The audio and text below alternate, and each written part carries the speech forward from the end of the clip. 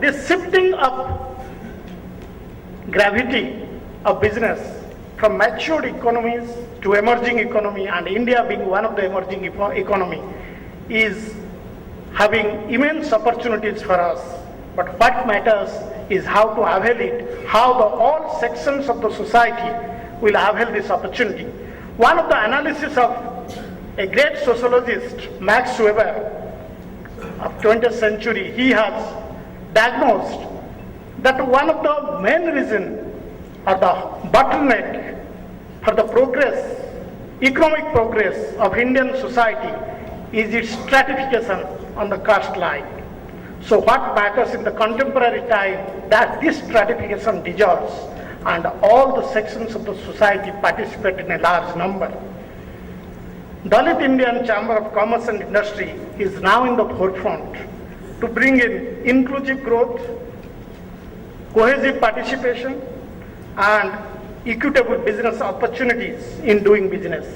CII, on its part, has already introduced affirmative agenda for its member corporate bodies to provide all opportunities and challenges to the entrepreneurs coming from the underprivileged sections of the society.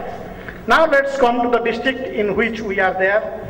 Coming to Visakhapatnam, the city of destiny as it is called, more than 16% of its population are SC/ST community. See the huge human capital, and it is bound to make significant contribution to the industrial development of the city.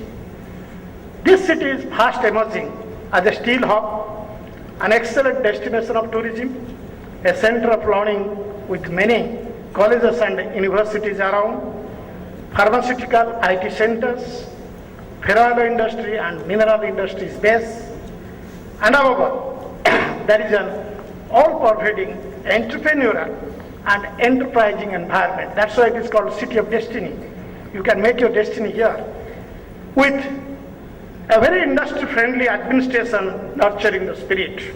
I must acknowledge the industry-friendly attitude of the district administration here, also the government agencies all around. CII Vizag chapter has been acting as a catalyst to promote the spirit of inclusive growth by extending opportunities to the entrepreneurs from SC/ST and underprivileged sections of the society. Coming to the organization from which I come from, Rashtriya Ispat Nigam Limited, it's a Navaratna Central Public Sector undertaking located in the city of Destiny. The company is having an annual turnover of around 15,000 crores, you can say around $2.5 billion.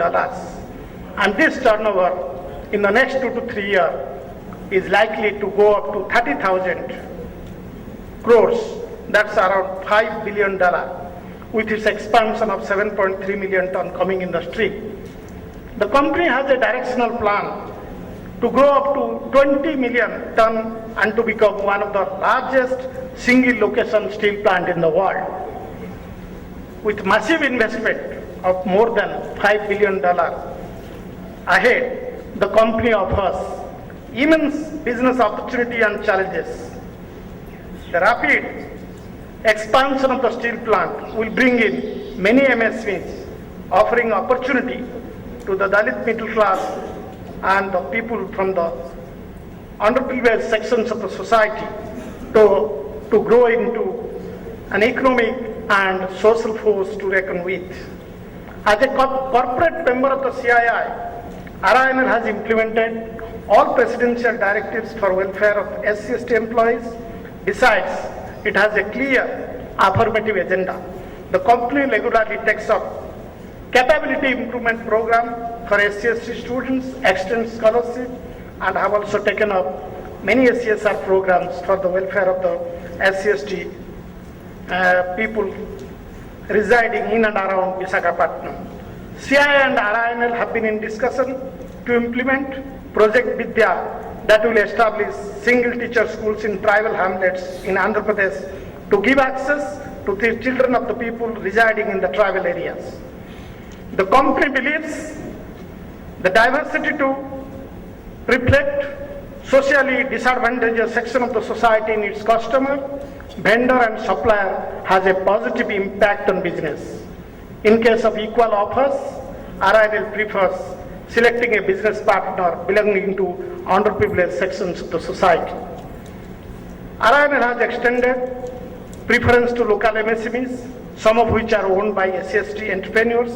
Procurement up to 20 lakhs have been reserved for MSMEs and purchase preference extended. Waiver of EMD and priority on the release of payment are some of the extra facility extended to these entrepreneurs. In the areas of marketing, we have a unique rural dealership scheme. Under that, SC/ST, minorities and women entrepreneurs are encouraged to take rural dealership. This dealership, one dealership gives employment to 3 persons with an earning of around 30 to 40,000 per month. The company has given focus on 4 E's: education, employability, employment and entrepreneurship. Enhancement of capability is what RINL targets for promoting SC/ST entrepreneurs. When the question of promoting or extending or offering opportunity for entrepreneurs from underprivileged sections of the society comes, it comes to the mind, apart from institutional frameworks available, what individually as captains of industry we can do so that this group of entrepreneurs can come up and take up challenging business opportunities. I'll just give you 2 examples.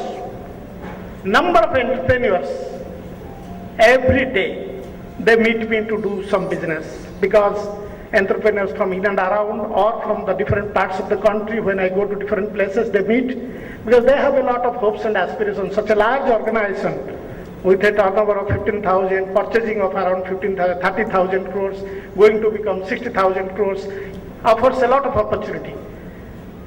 When an entrepreneur comes, I'll just give you 2 examples. One person, some 1 or 2 months back, he came. He's an entrepreneur from underprivileged sections of the society. He introduced himself. He told that I will be doing slag business. Then I asked him that where you want to do the slag business. Now I would like to export slag to Bangladesh. Then I told, have you made a market study that how much is the price at which that is sold? Who are the countries from which slag is coming to Bangladesh? What will be your logistic cost? How you will take the material there? So it seems he has not done much of the study.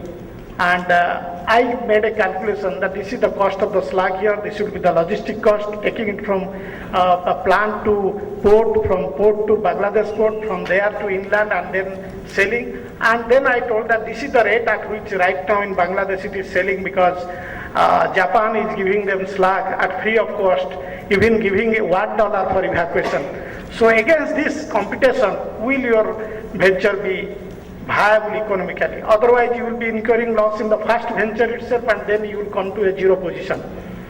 But I appreciated that idea he is having. Then I told her, take some time, 2 to 3 months, make a proper homework of the business information that are available, how you will be making, and once you find that it is becoming economically viable, come back and then discuss.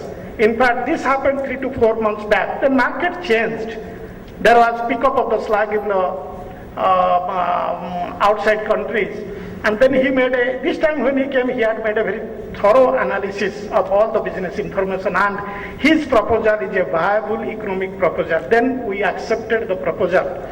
Here just I want to tell one thing, that whenever we deal with a new entrepreneur coming, I just follow a simple principle, a psychological principle of rudimentary psychological principle, that help, H-E-L-P. H means here. He has come with a lot of aspirations, lot of expectations that such a large organization will offer him opportunity. He will become a businessman earning lakhs of rupees. So much of rosy dream he is having. Don't shatter his dream. Allow the dream to nourish, allow the dream to take and motivate him. Hear him intently. Once you start hearing him, not only you hear, Think yourself that you are a young entrepreneur who has come to a big business establishment seeking some business opportunity. What will be your mindset? You would like to tell everything to impress upon the business establishment that he is doing. And once you start empathizing, then a psychological relation will start getting established between the prospective entrepreneur who has come and the big business establishment represented by its director or any senior official.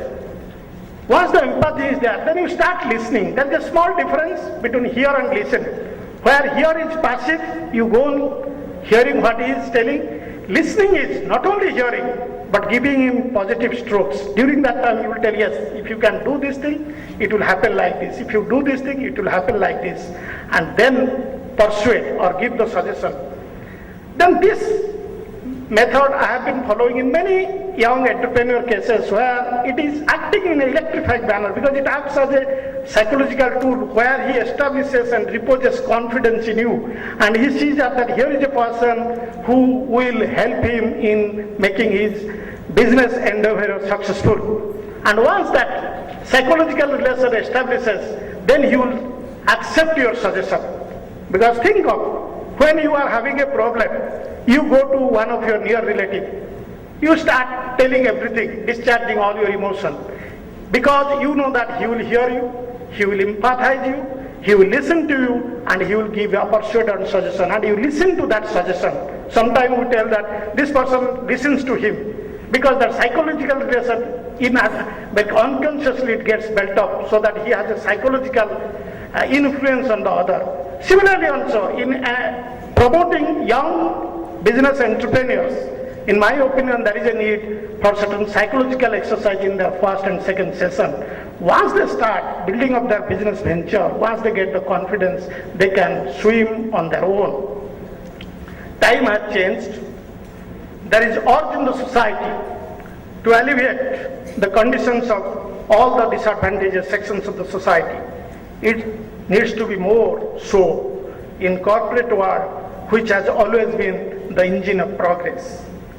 You may be knowing Mr. Rajesh Saraiya is the first Indian Dalit billionaire. He is from steel family.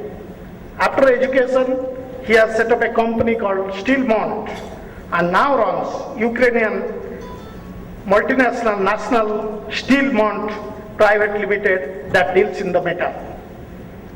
It is steel community which has given the first Dalit billionaire, and I hope in all the domains of the business, many more Rajesh Saraiya will emerge.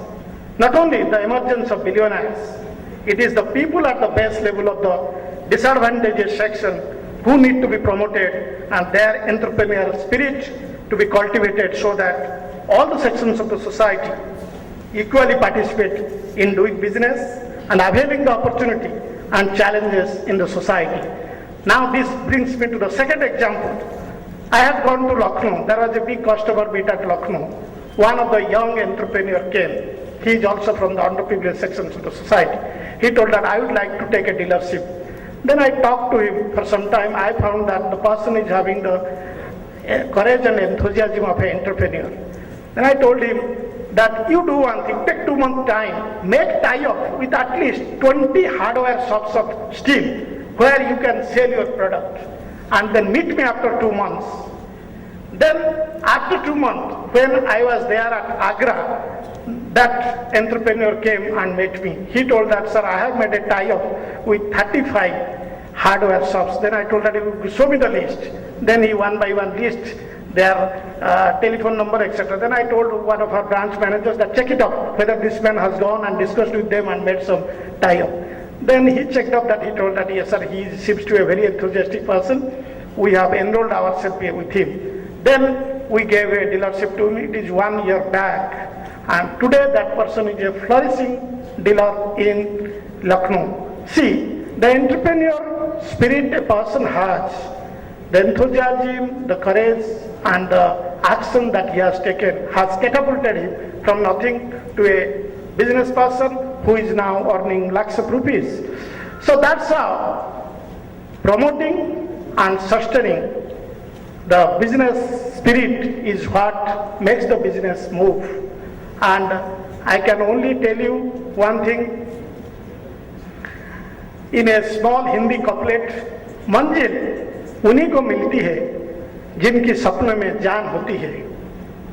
पंखों में कुछ नहीं होता, पंखों में कुछ नहीं होता, हौसले से उड़ान होती है। Thank you to all of you. Thank you Chand साहब।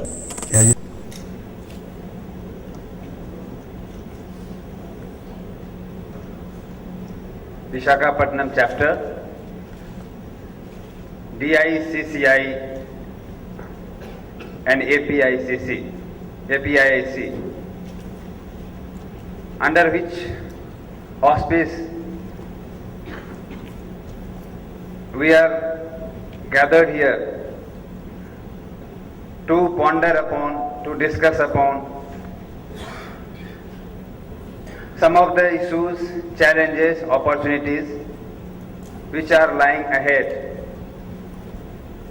Once we think about promoting entrepreneurship among the SC and ST prospective beneficiaries or entrepreneurs. Dignitaries sitting on the dais, Sri G. Samba Siva Rao, Chairman CIA Visakhapatnam Chapter, Sri Ravi Kumar Narra, President DEI CCI, Sri T.K. Chan, Immediate Past Chairman CII Visakhapatnam Zone, Sri N. Venkat Rao, Coordinator DICCI, other esteemed office bearers of CII, industrialists, entrepreneurs, prospective entrepreneurs, ladies and gentlemen, friends from the press and media. This is the right occasion for all of us to go back and revisit the mandate of the Constitution. With the welfare motive, there were certain articles of the Constitution which provided for the preferential treatment for the educationally, socially, culturally backward classes in the society, to bring them at par with the mainstream, and we recognize the mainstream whereby we think they have good education, they are socially and culturally educated, they don't have feeling of the discrimination, they can sustain their lives themselves. I think this kind of conferences, this kind of workshops, this kind of exposure to the SCs and STs, which we consider educationally and socially backward, and for which our constitution makers have provided the provisions of preferential treatment, will help us to go in long way promoting the entrepreneurship among all of us. Let us, I'll not go into the details of what are the opportunities, what are the challenges. Why? Because coming sessions will be dealing all these issues. I would like to take this opportunity to place the importance of this initiative in perspective by saying that why should we actually think about this kind of workshop or conference? Why today we need to highlight upon the opportunities, challenges, bottlenecks in implementation of government programs which hinders the growth or entrepreneurship among the SC and STs. It is again, once again, if we revisit the Constitution of India or different welfare acts, legislation of the government of India enacted in the parliament or enacted by the respective state governments, including the government of Andhra Pradesh, we see we have been giving we have been allocating funds for weaker sections of our society according to the size of their population. Now, of late, government of Andhra Pradesh has enacted one legislation, which is landmark legislation, whereby it guarantees the flow of fund for the welfare of SC and STs in the state.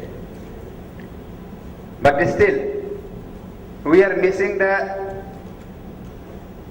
very much objective of the growth. Now CII, the chapter at the national level, at the regional level, has been discussing about the growth, discussing about the economic growth, and touching upon the aspect of the socio-economic growth, cultural growth, which are interlinked. Because economic growth, we cannot think about the social indicators to improve, health indicators to improve. Thereby we cannot think about the welfare, which is ultimately the objective of the welfare state like India.